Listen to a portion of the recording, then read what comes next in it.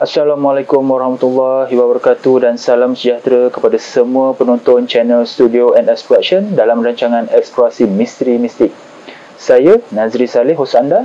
Hari ini saya bawakan anda kepada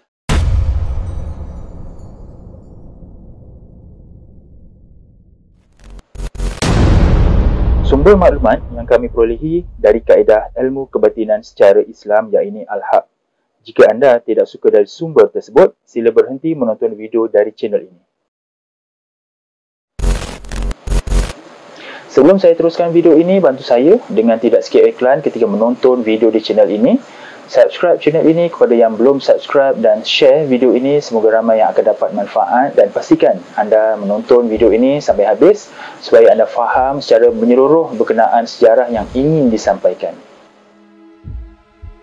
Menurut riwayat Pulau Penyengat, pulau kecil di muara Sungai Riau ini sudah lama dikenali oleh para pelaut sejak berabad-abad yang lalu kerana menjadi tempat persinggahan untuk mengambil air tawar yang cukup tersedia di pulau ini. Menurut legenda, nama Penyengat diberikan kepada pulau ini kerana pernah pelaut-pelaut yang sedang mengambil air di pulau ini telah diserang oleh sekumpulan lebah yang dipanggil penyengat hingga membawa korban.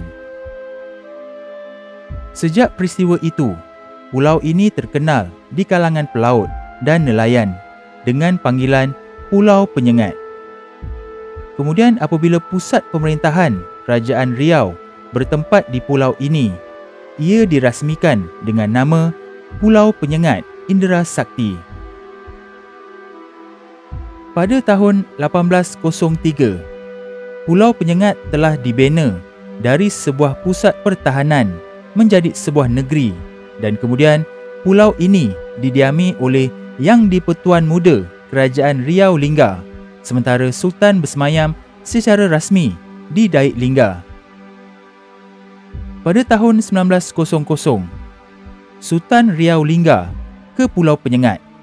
Sejak itu, lengkaplah peranan Pulau Penyengat sebagai pusat pemerintahan, adat istiadat, agama Islam dan kebudayaan Melayu.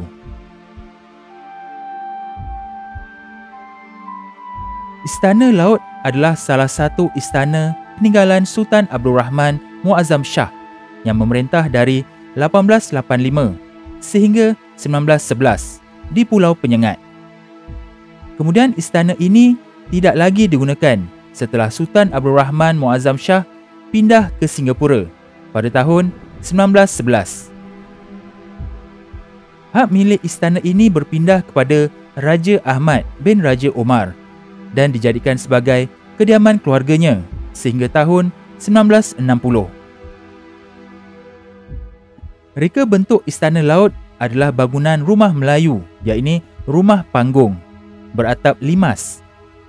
Pembinaan tongkat bangunan istana ini menggunakan batu bata Batam dari kilang pengeluaran batu bata Batam Brickworks milik Raja Ali Kelana di Batu Haji, Pulau Batam. Kini istana tersebut hanya tinggal tapak sahaja sebagai rujukan sejarah pada generasi sekarang apabila datang ke pulau ini.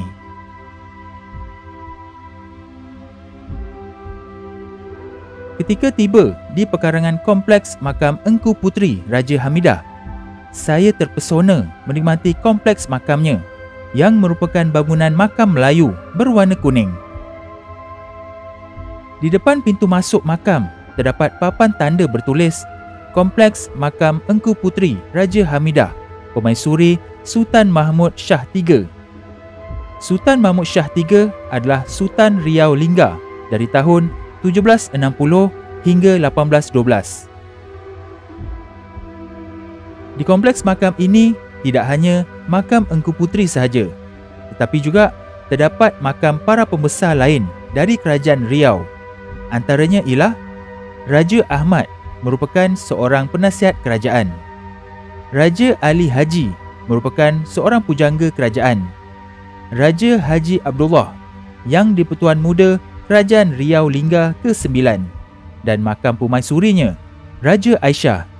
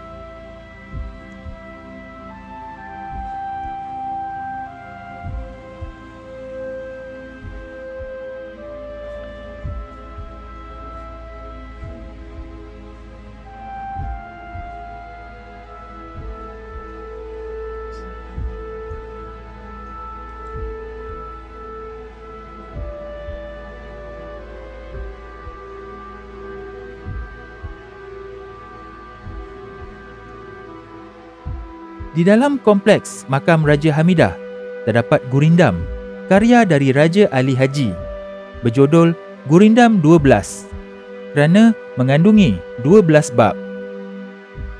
Gurindam tersebut diabadikan di dinding kompleks pada beberapa buah batu marmar supaya pengunjung boleh membacanya dengan lebih dekat. Pada 12 gurindam ini, terdapat satu gurindam pada bab yang ke-6 menarik perhatian seorang waris yang datang bersama kami, iaitu berbunyi, "Cari olehmu akan sahabat yang boleh dijadikan ubat. Cari olehmu akan guru yang boleh tahukan tiap seteru. Cari olehmu akan isteri yang boleh menyerahkan diri. Cari olehmu akan kawan pilih segala orang yang setiawan. Cari olehmu akan abadi yang ada baik sedikit budi." Inilah nasihat dari Raja Hamidah kepada kami yang disampaikan melalui Puan Ita supaya persiapkan diri dalam menghadapi segala cabaran dan rintangan dalam menjalani amanah dan tanggungjawab yang dipikul.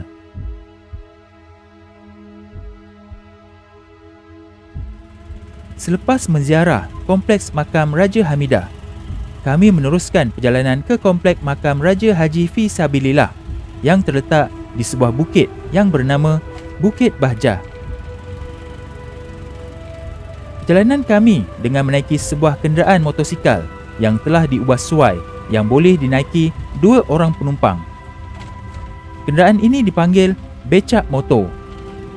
Hanya kenderaan ini sahaja yang sesuai digunakan pada laluan kecil di pulau ini. Sementara menuju ke makam Raja Haji Fi Sabilillah, hujan renyai-renyai menyambut kedatangan kami, bagaikan ada maksud yang tersirat. Umpama rasa gembira arwah yang cukup terharu setelah sekian lama dia menunggu, akhirnya orang yang dinanti kunjung tiba ke makamnya. Alhamdulillah, itulah yang dapat saya rasakan.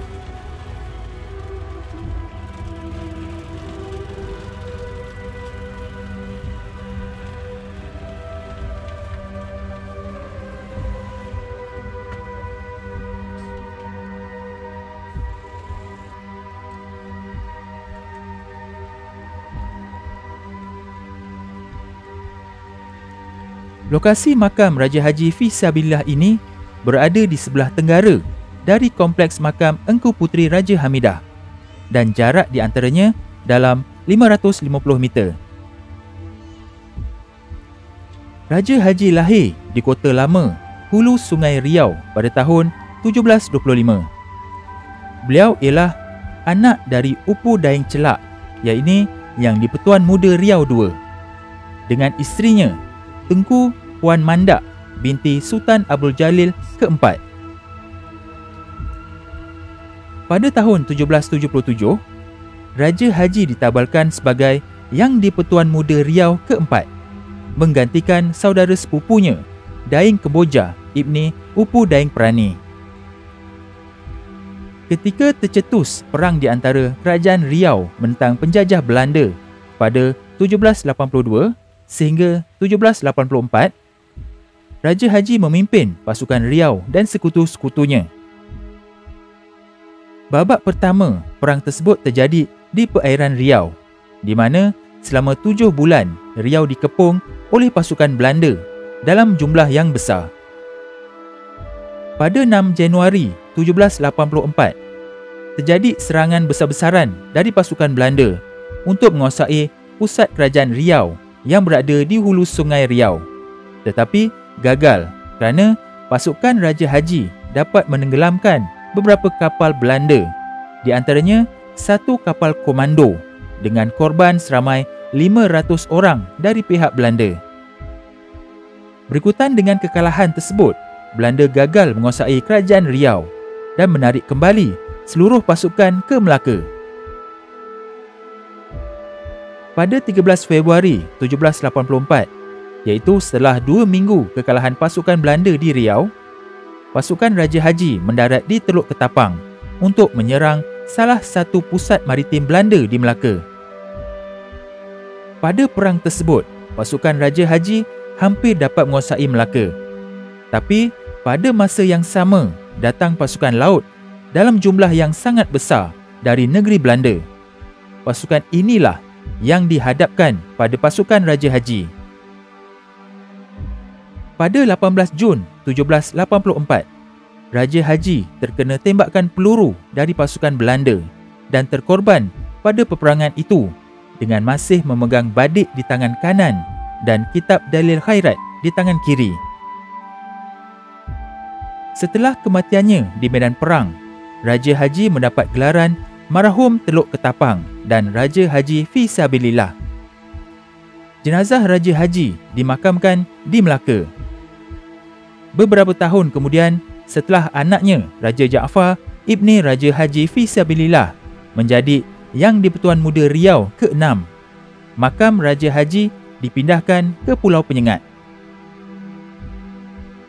Atas jasa perjuangan dan pengorbanannya, Raja Haji Fi Sabilillah diangkat menjadi pahlawan nasional melalui keputusan Presiden Republik Indonesia pada 11 Ogos 1997. Komplek makam Raja Haji Fi Sabilillah ini berdinding kuning bergaris hijau, warna khas Melayu. Ada 18 makam lain di komplek ini. 8 di antaranya adalah makam anak-anaknya. Terdapat 2 makam tinggi di sini, antaranya makam Raja Haji Fi Sabilillah dan sebuah makam yang dikatakan makam seorang pengasuh kepada Engku Puteri Raja Hamidah. Di sebelah kompleks makam Raja Haji Fi Sabilillah ini, terdapat makam seorang ulama Islam iaitu Habib Syekh bin Habib Alwi As-Segaf dari Hadramaut, Selatan Yaman, dan berketurunan Nabi Muhammad SAW dari jalur Saidina Husain bin Saidina Ali alaihissalam. Beliau juga dikatakan ada terkait dengan keturunan makam Habib Noh di Singapura. Beliau adalah seorang ulama besar dan pemimpin agama yang hidup pada zaman Sultan Abdul Rahman yang memerintah dari tahun 1812 sehingga 1830.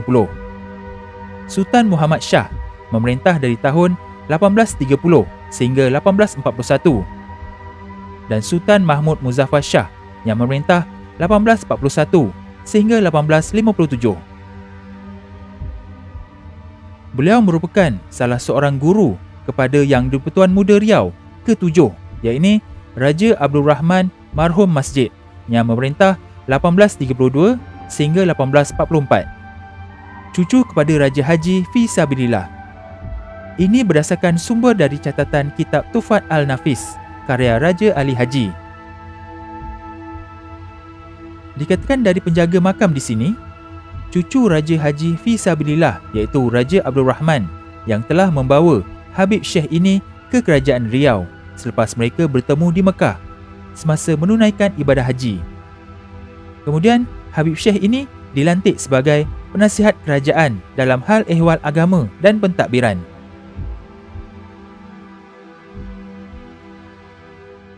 Raja Jaafar adalah Yang di-Pertuan Muda Riau ke-6 yang memerintah pada tahun 1806 sehingga 1831.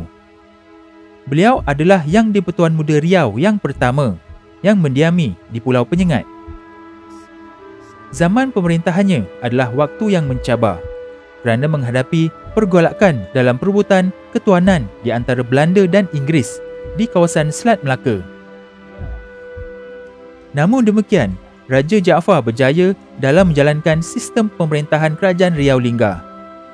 Salah satu yang berkesan adalah usahanya dalam mengembangkan perlombongan biji timah di Pulau Singkep. Raja Jaafar wafat di Daik Linggar. Jenazahnya dibawa ke Pulau Penyengat dan dimakamkan di kawasan Kota Berentang, Pulau Penyengat pada tahun 1832. Selain makam Raja Jaafar, di kompleks makam ini terdapat juga makam Yang di-Pertuan Muda Riau yang ke-8, Raja Ali Ibni Raja Jaafar bergelar Marhum Kantor yang memerintah dari tahun 1844 sehingga 1855. Pada zaman baginda memerintah, Riau khususnya Pulau Penyengat yang merupakan pulau kediaman yang di-Pertuan Muda menjadi pusat pendidikan agama Islam yang terkenal pada abad ke-19. Raja Ali sendiri ialah seorang raja yang sangat mengambil berat tentang hal ehwal agama Islam. Raja Ali telah membina banyak pusat pendidikan Islam dan menjemput para ulama supaya mengajar di Riau. Raja Ali juga sering meminta nasihat daripada sepupu-sepupu baginda yang mahir dalam ilmu agama, terutama Raja Ali Haji, iaitu putera kepada Raja Haji Ahmad ibni Raja Haji. Raja Ali telah melaksanakan undang-undang syariah dan mewajibkan pemakaian tudung dan menghukum mereka yang melalaikan solat, terutama solat Jumaat. Malah, baginda juga sering berkunjung ke rumah para pembesar dan rakyatnya untuk bertanyakan keperluan mereka. Sikap Raja Ali yang ramah tanpa mengenal batas umur, pangkat dan agama membuatkan Raja Ali disenangi bukan sahaja oleh rakyat jelata, malah juga para pedagang, sehingga Riau semakin ramai dikunjungi oleh peniaga-peniaga asing. Orang Belanda juga menyukai Raja Ali kerana sikap sopan dan ramahnya, sehingga Belanda menghantar doktor untuk merawat Raja Ali ketika baginda sedang gering. Raja Ali mangkat pada tahun 1855 di Pulau Penyengat dan dimakamkan di komplek ini.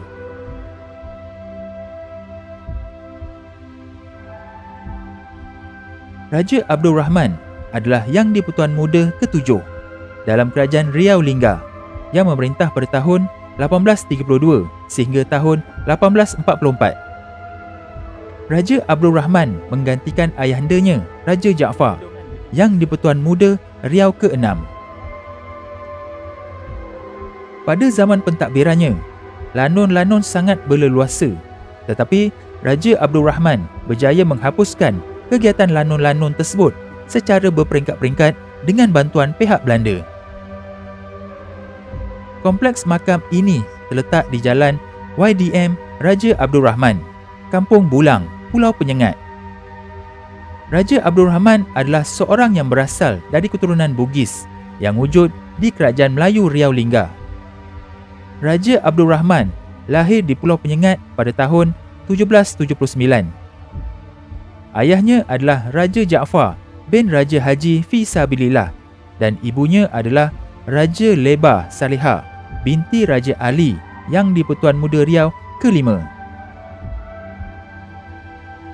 Raja Abdul Rahman ditabalkan menjadi Yang di-Pertuan Muda Riau ke-7 oleh Yang di-Pertuan Besar Sultan Abdul Rahman Shah marhum Bukit Cengkeh setelah mendapat persetujuan dari Gubernur Belanda.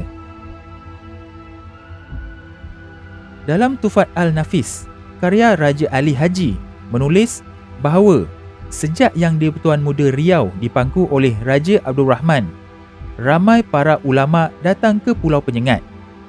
Oleh sebab itulah, Raja Abdul Rahman dikenali sebagai raja yang memulakan pembangunan Masjid Raya Sultan Riau yang indah di Pulau Penyengat ini. Raja Abdul Rahman memerintah dari tahun 1832 hingga tahun 1844 dan telah dimakamkan di Kampung Bulang Penyengat. Setelah meninggal, Raja Abdul Rahman juga dikenal dengan marhum Kampung Bulang.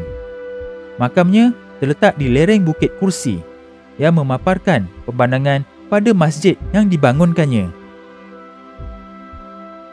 Untuk masuk ke lokasi makam ini, pengunjung perlu menaiki tangga yang agak tinggi kerana kedudukan makam ini berada di lereng bukit. Komplek makam ini dikelilingi oleh tembok yang dihiasi dengan ukiran timbul. Makam Raja Abdul Rahman terdapat di bahagian tengah pintu masuk. Terdapat 50 makam di sekeliling kawasan makam Raja Abdul Rahman, sama ada di dalam maupun di luar tembok. Makam ini menjadi satu-satunya makam yang tidak beratap dan lantainya juga tidak dihiasi seramik. Namun demikian, ia tidak merendahkan keagungan Raja Abdul Rahman yang memiliki jasa besar dalam kerajaan Kesultanan Melayu Riau satu ketika dulu. Tidak jauh dari kompleks makam Raja Abdul Rahman ini, terdapat satu bangunan yang dipanggil Gedung Mesiu. Bangunan ini adalah satu-satunya gedung mesiu peninggalan Kerajaan Riau Lingga di Pulau Penyengat. Bangunan ini digunakan sebagai gudang penyimpanan mesiu, iaitu peluru bagi meriam atau senapang. Pada masa lalu, bangunan ini dikenali juga sebagai gudang ubat bedil marhum Abdul Rahman. Gedung mesiu ini dibangunkan pada masa pemerintahan Yang di-Pertuan Muda Riau ke-7, Raja Abdul Rahman dari tahun 1832 sehingga 1844.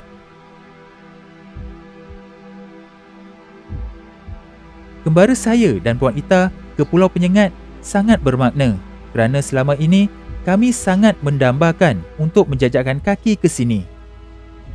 Dengan program eksplorasi inilah kami dapat menjejakkan kaki ke Pulau Penyengat yang penuh dengan sejarah bangsa Melayu. Terima kasih kepada semua ahli EMM dan subscriber kerana sokongan anda dapatlah saya dan Puan Ita ke sini. Alhamdulillah. Semoga Allah membalasnya di atas kebaikan anda semua. Amin.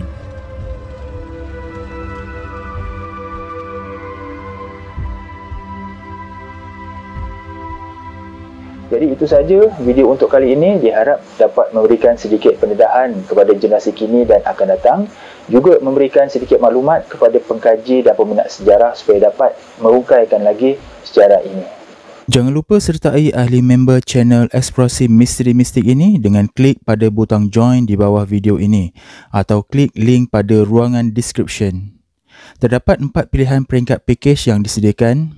Untuk penerangan lanjut, sila klik join sekarang dan anda akan dibawa kepada video penerangan berkenaan package-package tersebut. Anda juga boleh bantu saya dengan membeli baju Eksplorasi Misteri Mistik ini di Shopee untuk saya mengumpul sedikit dana bagi meneruskan rancangan Eksplorasi Misteri Mistik ini. Tanpa sokongan anda sukar untuk saya teruskan program ini. Dapatkan maklumat lanjut berkenaan pembelian pada bahagian description di bawah video ini.